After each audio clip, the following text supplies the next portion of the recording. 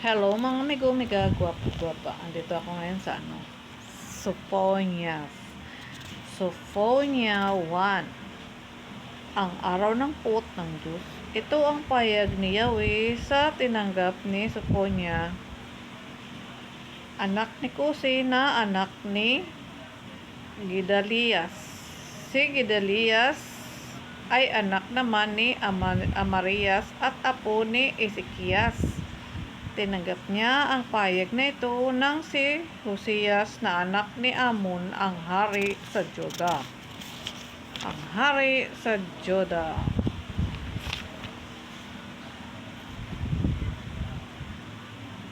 Yan. Ang araw ng paghukom ni Yahweh. Lilipunin ko ang lahat ng bagay sa balat ng lupa, sabi ni Yahweh. Pupuksain ko ang lahat ng tao at hayop. Lilipunin ko ang mga ibon sa papawirin at ang mga isda sa dagat. Ibabagsak ko ang masasama. Lilipunin ko ang sangkatauhan sa balat ng lupa, sabi ni Yahweh. Pagbubuhatan ko ng kamay ang Juda at lahat ng naninirahan sa Jerusalem. Lilipunin ko rin ang dakong ito, ang mga nalabing sumasamba kay Baal at ang mga saserdoting naglilingkod sa Diyos-Diyusan.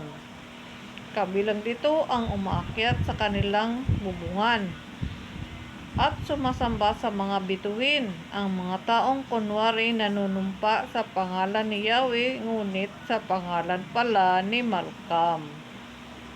Yaong mga tumatalikod na kay Yahweh at hindi na sumasangguni sa Kanya. Kayo'y mananahimik sa harapan ni Yahweh, sapagkat malapit na ang araw ng Kanyang pagdating.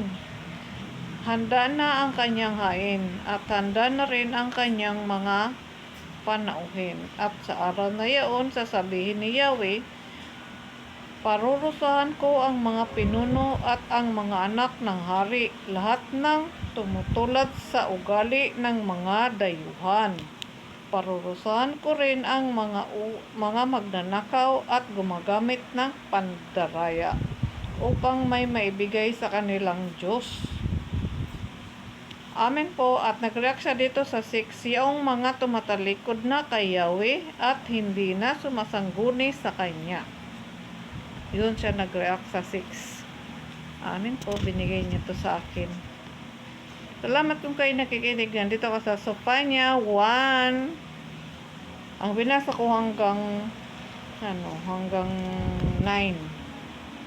Hanggang 9 lang muna. Tapos nag-react siya dito sa yaong mga tumalikod na kay Yahweh. Nag-react siya dito.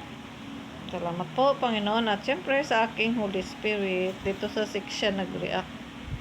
Kung kayo nakikinig, salamat sa inyo kung kayo nakikinig, mga friend, migo-miga. God bless everyone. Kapayapaan, habag at sumasa atin nawa ang Panginoong Diyos o Panginoong Jesucristo sa ating mga buhay. Bawat isa sa atin. Salamat po kung kayo nakikinig. Nasa ako, Sophronia ngayon, no? Salamat po. God bless.